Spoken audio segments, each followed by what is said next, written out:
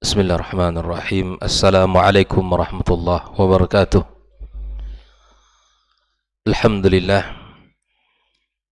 Alhamdulillahirabbil alamin. Wassalatu wassalamu ala asyrafil mursalin wa ala alihi thayyibin wa ashabihi al-ghuril mayamin wa man tabi'ahum bi ihsanin ila yaumiddin.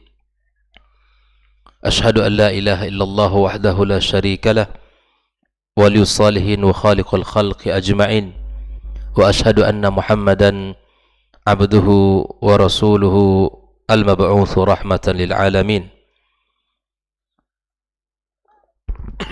اللهم بك أصبحنا وبك أمسينا وبك نحيا وبك نموت وإليك النشور.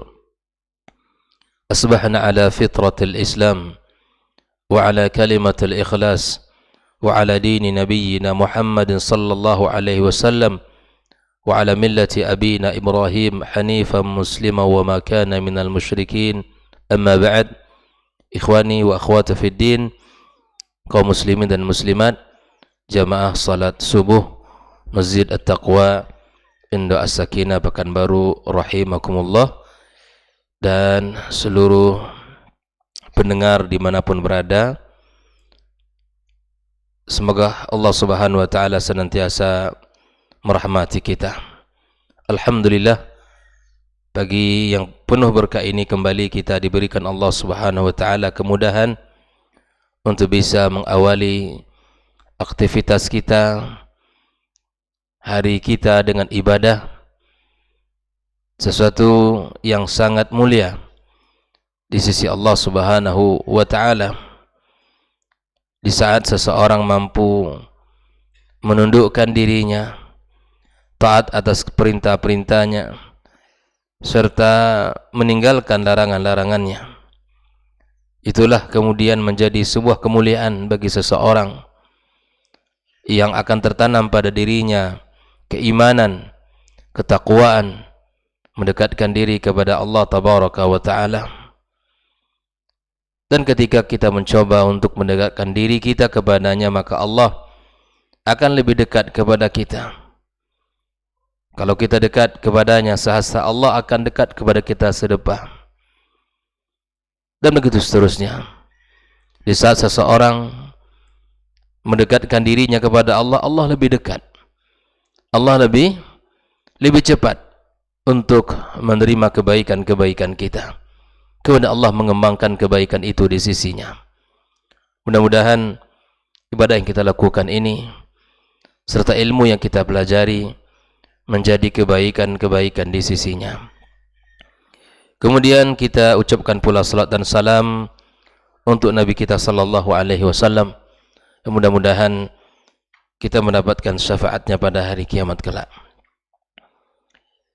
Kembali kita melanjutkan kitab Sifatus Salah atau Sifat Salat Nabi SAW, Sifat Salat Nabi, karya Syekh Shalih Al-Utsaimin rahimallahu ta'ala.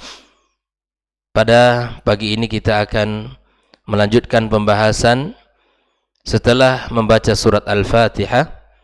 Maka kemudian kita mengetahui ada 3 sunan yang dibaca sebelum Al-Fatihah dan 1 sunnah dibaca setelah membacanya. Yang pertama adalah sunnah pertama, sebelum Al-Fatihah kita baca doa istiftah, setelahnya kita membaca al-isti'adzah dan kemudian membaca al-basmalah. Adapun as-sunnah yang kita baca setelah Al-Fatihah yaitu mengucapkan amin, dan ini diucapkan oleh siapapun, baik dia posisi sebagai imam maupun makmum, atau dia salat munfaridan, atau dia salat sendirian.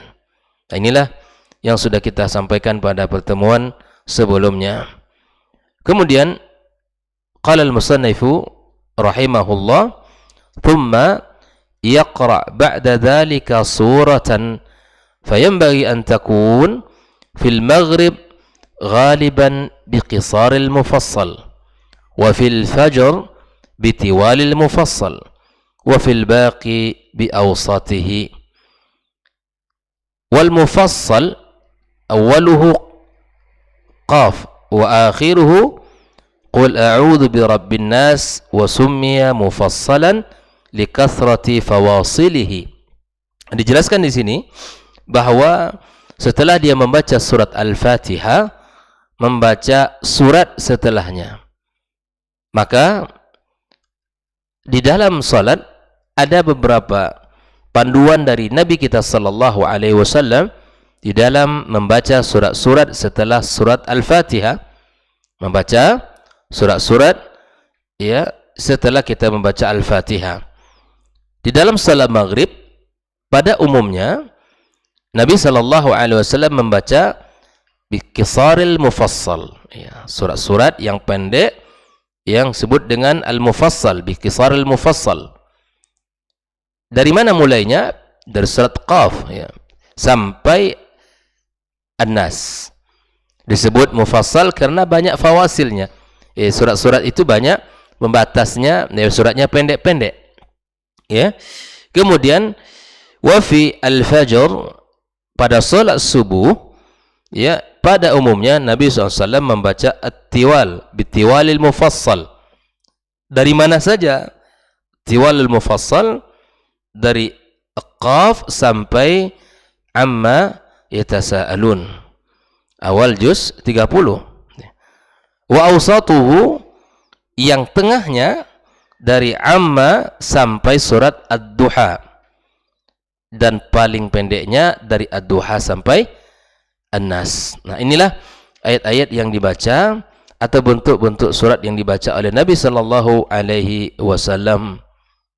Namun ya, wala ba'sa bal minas sunnah ay yaqra al-insan ahyanan bitiwalil mufassal, faqad sahha 'anil nabi sallallahu alaihi wasallam annahu qara'a fil maghrib bit-tur wal mursalat, hadis riwayat Bukhari dan Muslim. Ada juga terkadang Nabi SAW yang membaca pada salat maghrib dengan at-tur dan al-mursalat, dan ini menunjukkan surat-surat yang at-tiwal al-mufassal, at-tiwal mufassal yang seharusnya dibaca di salat fajar, tapi Nabi SAW membacanya di salat maghribnya.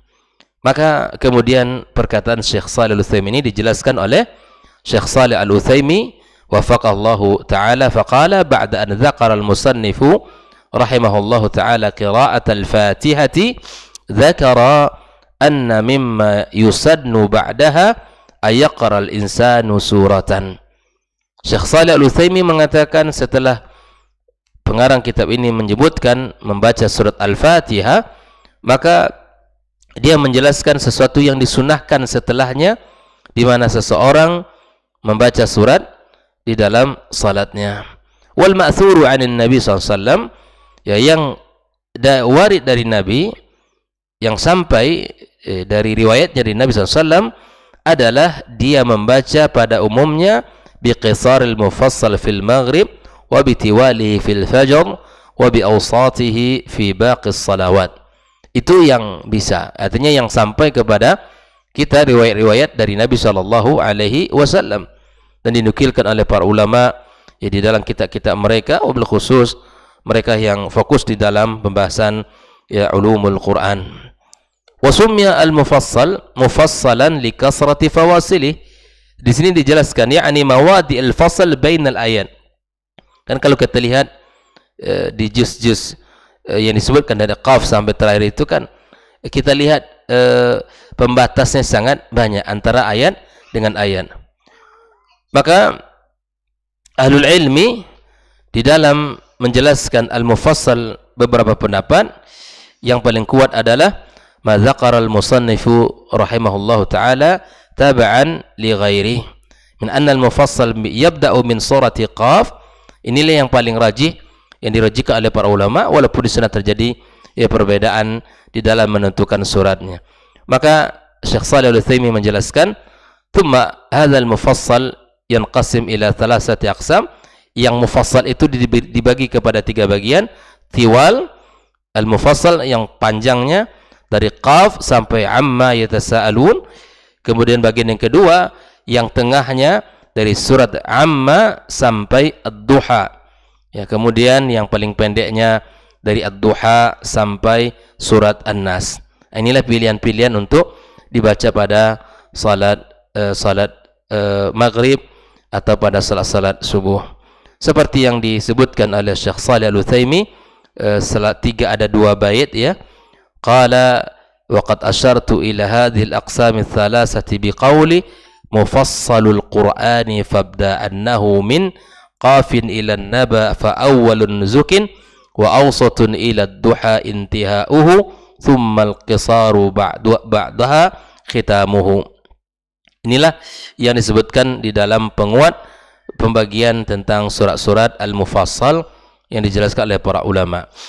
Qala al-musannif rahimahullah, setelah itu wa ba'd ay yaqra as-surah ma'al fatihati, ya, setelah membaca surat dan al-fatihah, yarfa' yadayhi mukabbiran, dan dia mengangkat kedua tangannya, liyarka'a wa yada'a yadayhi ala rukbataini, untuk kemudian dia ruku dan meletakkan kedua tangan di atas lutut, ya, mufarrijatail asabi, dengan menjarangkan. Jadi kalau kita ruku itu jari kita tidak rapat, ya, jari kita tidak rapat. Di sini dijelaskan mufarrajatail asabi, ruku dengan merenggangkan jari-jari kita. Pada pertemuan perdana sudah kita bahas, ada 4 tempat kita mengangkat tangan. Yang pertama ketika takbir, yang kedua ketika kita ingin ruku, dan ketiga kita bangkit dari ruku kita. Yang ketiga posisi di saat kita harus mengangkat tangan, dan yang keempat bangkit dari tasyahud. 4 posisi, 4 keadaan ini kita memang disunnahkan untuk mengangkat tangan. Mengangkat tangan kita. Seperti yang kita bahas kemarin, riwayat yang sampai bahwa ada 2 tentang mengangkat tangan. Kita arahkan tangan kita sejajar dengan bahu. Kemudian riwayat yang kedua, sejajar dengan telinga kita, tidak menyentuh, tidak juga melewati atau menyentuh, bukan, tapi dia sejajar dengan daun telinga kita, ujungnya syahmatul udhunain, dan kemudian searah dengan bahu kita. Mana saja dari 2 bentuk itu boleh kita lakukan karena warid dari Nabi sallallahu alaihi wasallam. Nah, setelah kita membaca surat Al-Fatihah dan surat-surat yang dijelaskan tadi, maka kita mengangkat kedua tangan kita, Allahu Akbar, untuk kita ruku dengan menjarangkan jari jemari kita di lutut kita. Posisi jari kita di tafrij, jangan rapat, direnggangkan. Wa yujafi adudaihi an jambaihi wa yusawi dhahrahu bi ra'sihi fala yuqawwisu. Kemudian ototnya berada di posisi kiri, artinya tidak pula merapat begini. Kemudian lurus punggungnya dengan kepalanya dan tidak membentuk melengkung. Ini yang dijelaskan oleh Syekh Shalih Al-Utsaimin di dalam kitabnya ini. Qalat Aisyah radhiyallahu taala anha, kana an-nabiy sallallahu alaihi wasallam idza raka'a lam yushkhis ra'sahu wa lam yusawwibhu walakin baina dzalik. Riwayat Imam Ahmad, Imam Muslim dan Abu Dawud. Nabi ketika ruku itu bahwa kepalanya itu memang lurus, ya. Kemudian tidak pula mengarah ke atas dan tidak pula menengok ke bawah. Artinya memang sedang Nabi SAW sangat rapi dan sangat lurus di dalam posisi ruku, baik itu punggung maupun kepalanya. Maka di sini dijelaskan oleh Syekh Shalih Al-Utsaimin, idza qara'a al-musalli surata allati talil Fatihah fa innahu yatahayya lirruku'. Apabila seseorang telah salat, di dalam salatnya membaca surat-surat di dalam Al-Qur'an, kemudian dia membaca surat Al-Fatihah, maka dia kemudian bersiap untuk ruku'.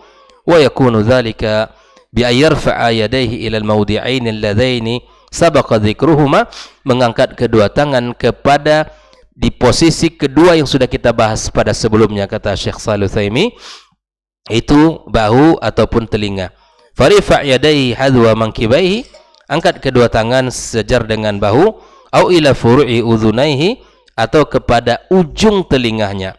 Thumma yukabbir liyarka', kemudian dia takbir untuk ruku', wa yada'u liyadaini ala rukbataini, meletakkan kedua tangan di lutut, ka'annahu qabidun alaihima, memegang lutut kita, wa yufarriju asabi'ah, dan dia merenggangkan jari-jarinya, wa yujafi adudaihi an jambai fala takunu adudahu mawdu'ataini iza'a jambaini illa ayatadayaqa as-saf an dhalika fala ba'sa li shiddati ziham.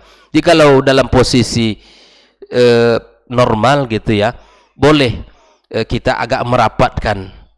Tapi kemudian kalau posisinya dalam posisi kita rapat, maka tangan tidak boleh terlalu dikeluarkan sehingga mengganggu orang di sebelah. Kemudian memang semuanya adalah standar normal gitu ya. Tidak boleh kita terlalu mengeluarkan tangan kita, siku kita, otot kita. Kalau seandainya illa ayatadayaqa as-saf an dzalika fala ba'sa li shiddati ziham. Namun ketika saf kemudian rapat, betul-betul rapat, maka tidak masalah. Kama yattafiq ahyanan fil majami' al-'azimah fi Makkah al-Mukarramah, seperti posisi di Mekah ya, orang semuanya padan. Tidak bisa kita terlalu agak membuka, maka boleh kita merapatkan otot kita atau tangan kita. Amma ma'as-sa'ah, adapun jika posisinya lapang, fa innal 'abda ma'murun bi an takuna salatuhu ka salatin Nabi sallallahu alaihi wasallam.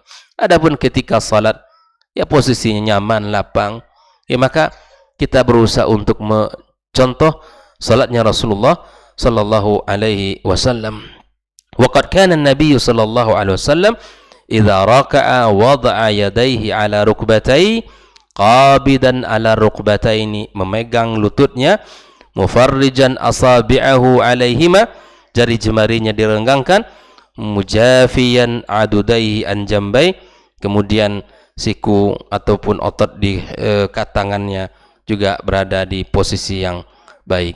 Thumma yusawwi zahrahu bi ra'sihi fala yuqawwisu, yani la yarfa'uhu raf'an shadidan, tidak diangkat terlalu tinggi, wa la yusawwibuhu taswiban shadidan, juga tidak terlalu menekuk, bal yakunu mustaqirran mustawiyan, dan kepala Nabi dengan punggungnya lurus, ra'suhu wa zahruhu ala zawiyatin wahidah, datar searah dan satu bentuk dari punggung sampai kepalanya. Amma ma yaf'aluhu, kata Syekh Shalih Utsaimin, ba'dun nas, apa yang dikerjakan oleh sebagian orang, min raf'ir ra'si, mengangkat kepalanya raf'an syadidan, terlalu tinggi, au min khafdihi mubalaghatan, atau terlalu rendah fir ruku', fa kullu hadha khilafu sunnatin Nabi sallallahu alaihi wasallam. Semua ini adalah menyelisihi daripada sunnah Rasulullah sallallahu alaihi wasallam allati ja'at fi hadithi Aisyah radhiyallahu ta'ala anha al-madhkura huna wa huwa marwiyun fi sahih Muslim. Ini beberapa bentuk yang dijelaskan di dalam kitab ini, posisi bagaimana kita ruku dan bagaimana kita posisi punggung dan kepala kita.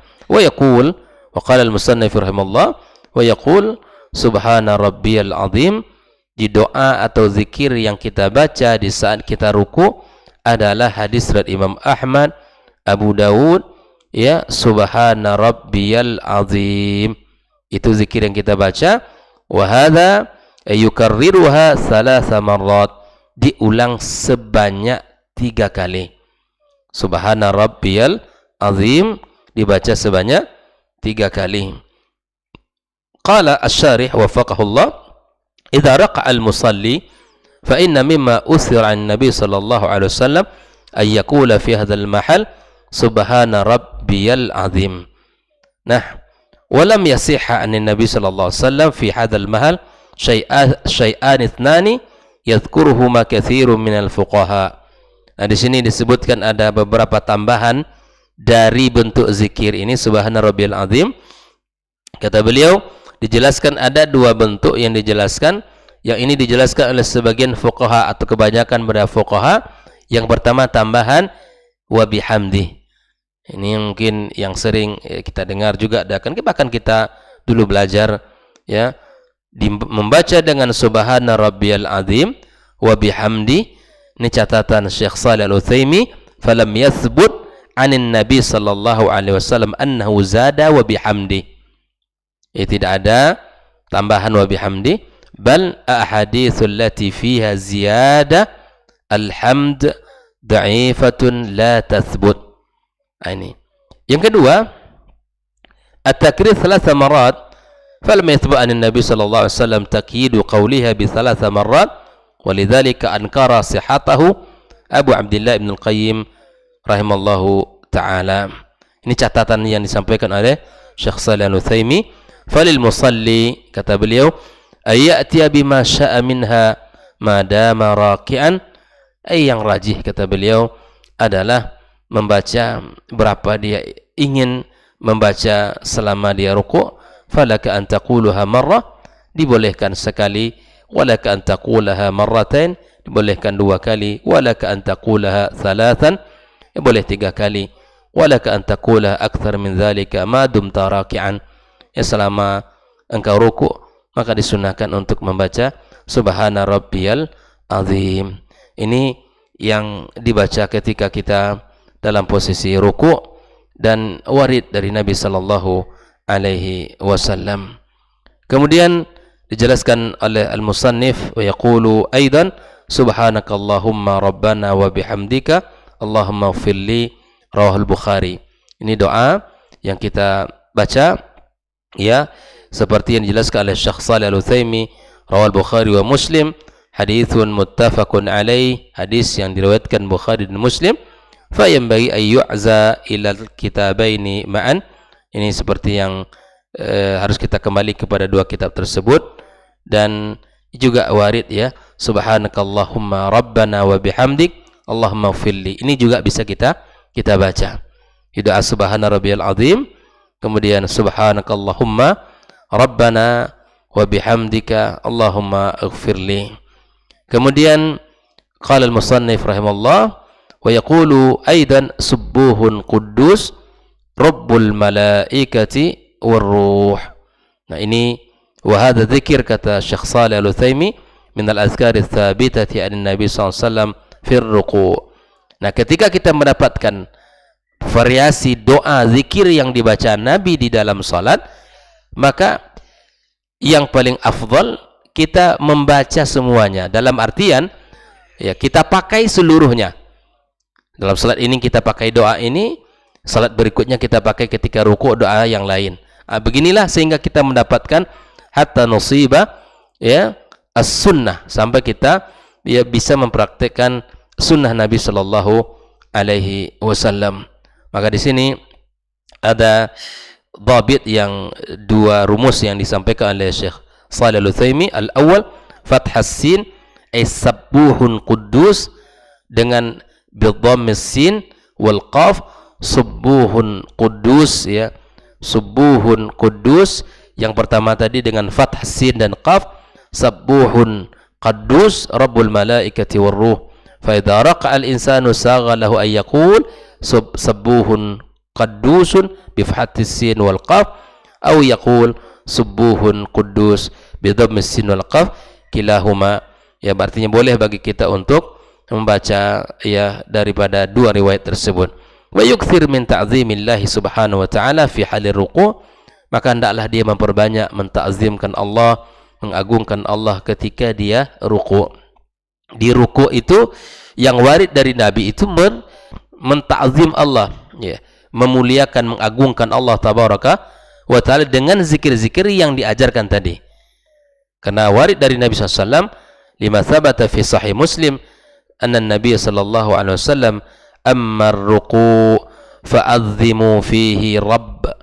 Ketika kalian ruku', agungkanlah Rabb ya, agungkan Allah subhanahu wa ta'ala, muliakan Allah Subhanahu wa ta'ala. Berbeda nanti ketika sujud.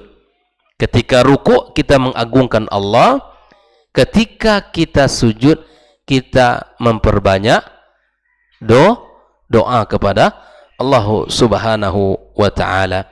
Di sini hadis Nabi, fa ammar ruku fa'azzimu fihi rabb. Ketika kalian ruku maka agungkanlah Allah Subhanahu wa ta'ala. Inilah 3 doa ketika kita ruku.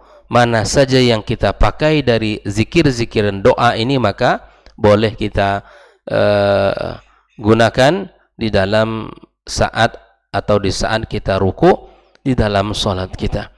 Baik itu salat wajib maupun salat sunnah kita. Boleh kita pakai semuanya. Subhana rabbiyal azim atau subhanakallahumma rabbana wa bihamdik Allahumma ighfirli atau subuhun kudus Rabbul malaikati warruh. Wallahu ta'ala alam. Semoga Allah berikan kepada kita ilmu yang bermanfaat. Allah berikan kepada kita taufik dan bimbingannya di dalam melakukan ya segala bentuk perintah-perintahnya dan menjalankan sunnah-sunnah nabinya sallallahu alaihi wasallam. Wa sallallahu ala nabiyyina Muhammadin wasallam. Wa subhanakallahumma bihamdika asyhadu an la ilaha illa anta astaghfiruka wa atubu ilaik. Wassalamualaikum warahmatullahi wabarakatuh. Dr. Dasman Yahya Ma'ali LCMA Hafizahullah, Dr. Helmi Basri LCMA Hafizahullah, Dr. Hidayatullah Ismail LCMA Hafizahullah.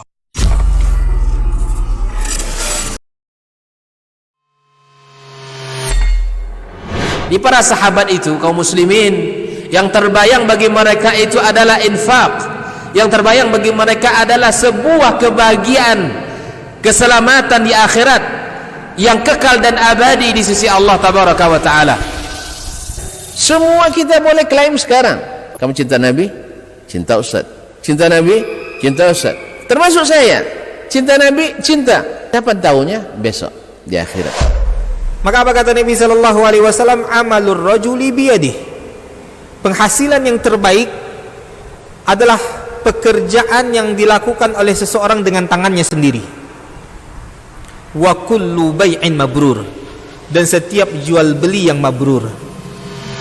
Ini aktivitas ini membantu saya di akhirat atau akan menyulitkan saya di akhirat? Kalau seandainya perbuatan itu ternyata akan menyulitkan kita di akhirat kelak, tinggalkan perbuatan itu.